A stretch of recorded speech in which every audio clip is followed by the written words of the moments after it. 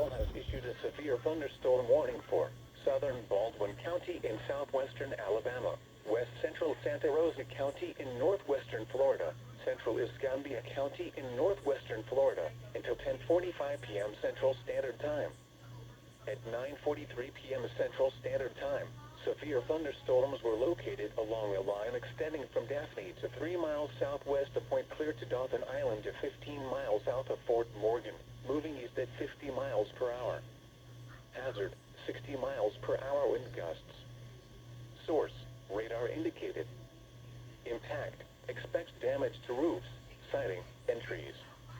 Locations impacted include West Pensacola, Warrington, Perdido Beach, Somerdale, Magnolia Springs, Point Clear, Loxley, Orange Beach, Spanish Fort, Myrtle Grove, Lillian, Gulf Shores, Fairhope, Ensley, Molino, Gonzales, Daphne, Alberta, Fort Morgan, and Robertsdale.